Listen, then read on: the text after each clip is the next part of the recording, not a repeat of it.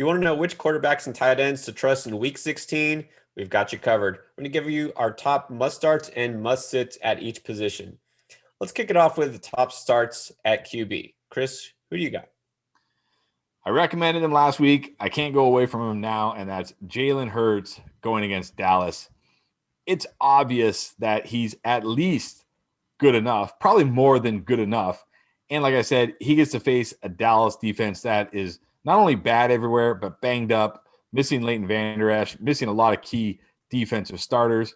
And not only has he been doing it with his legs, but he's been doing it with his arms, right? He's been making throws, throwing touchdown passes. He has a massive, massive ceiling in this one. So if you're kind of on the fence about your quarterback as far as matchup or if you should start him or not, and Jalen Hurts is still on your waiver wires, just grab him and start Jalen Hurts. He's got the kind of ceiling you're looking for in a Week 16 fantasy matchup.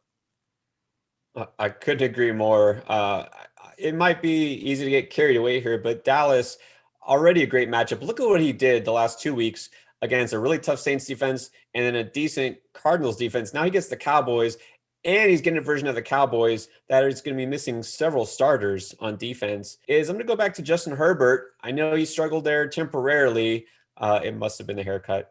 But he's going against Denver, and Denver also struggling in the secondary with injuries and suspensions. AJ Bowie, Eseng Bate, and Bryce Callahan is an IR. So without their cornerbacks, they are definitely vulnerable. Herbert shown that he can put up numbers even without Keenan Allen, or Keenan Allen barely there, without Mike Williams. It doesn't matter. Threw for 314 yards last week. He is back with Austin Eckler in the backfield. He's finally figured out that he can still pass the ball down the field. So I think it's a great spot for him. I think that we can trust him this week. Yeah, and we just saw what Josh Allen and the Bills passing game did to that Denver defense. No reason to think Justin Herbert and the Chargers can't have success against them. All right, now let's get to our must-sits at quarterback. Here are the guys that you should not trust. Who you got at quarterback?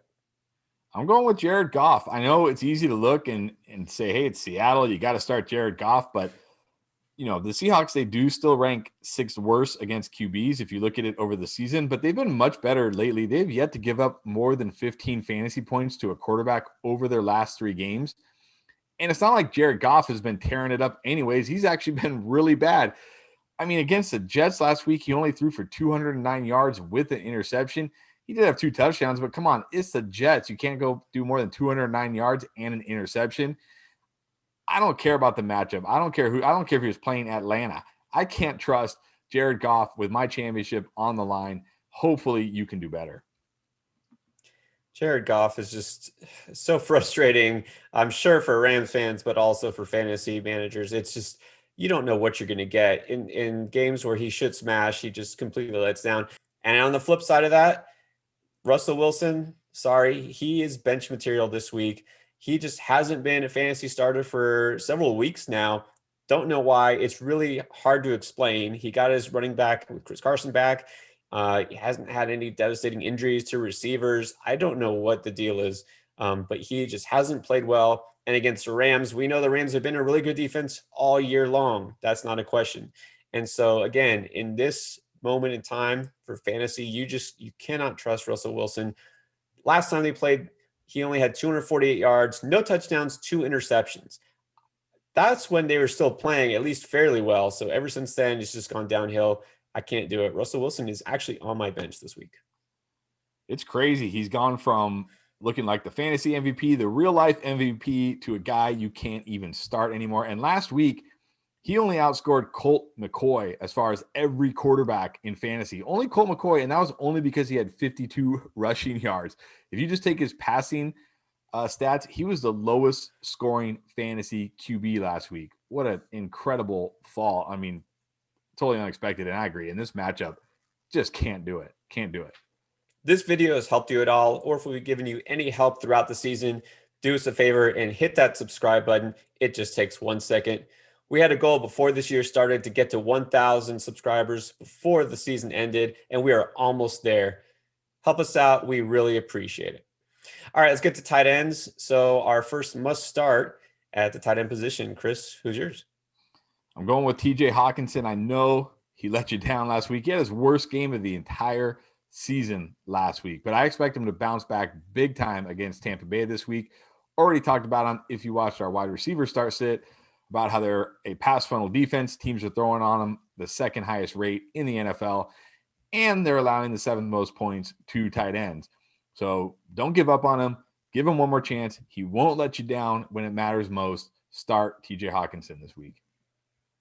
Yeah, Hockenson, one of the, outside of those first big three, if you can still consider a big three, Kelsey, and then of course Waller's every week start. And I think Mark Andrews still kind of counts maybe.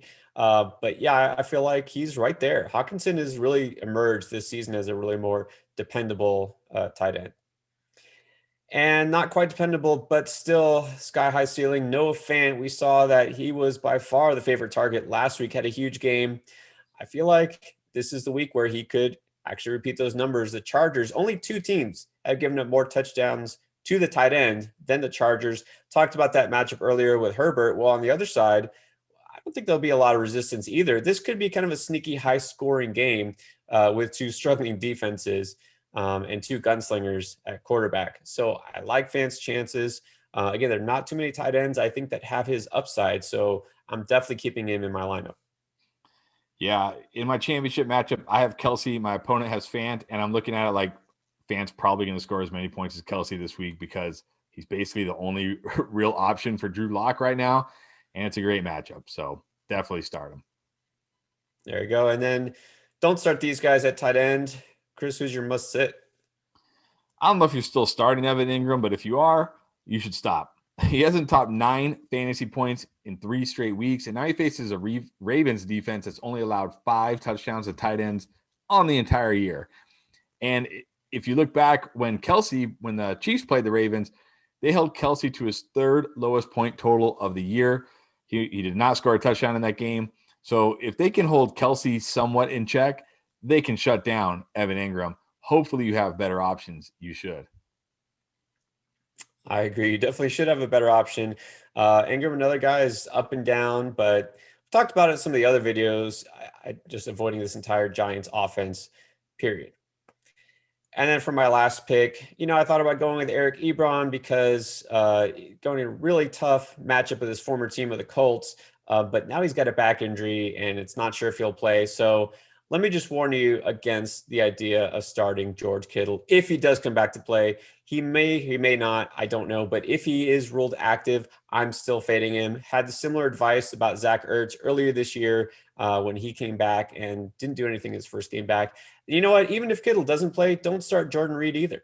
Because going against a really tough defense, the Cardinals giving up the 4th fewest fantasy points to tight ends. CJ Beathard at quarterback, all of it's a recipe for a letdown. So basically, don't even think about starting any of the 49ers tight ends, whether it's Kittle or not. I know it would be tempting, but don't do it. Yeah, I don't even understand why the 49ers are trying to bring him back at this point. It doesn't make sense. They're out of it, but I agree. It's really hard to trust a guy, even a guy like Kittle, coming off a first game off of injury. And that's what we say all the time. It's tough with that name recognition, right? That you just want to go with him. He's your stud, but it's just not going to get it done this week. All right, guys, that does it for tight end and quarterback start sit. Hopefully this helped you. If you have more questions about a specific player we didn't cover, of course, hit us up with a comment here. Catch Endgame Live Sunday, 2 hours before kickoff. We try to answer all your questions to help you win. Thanks for watching and good luck.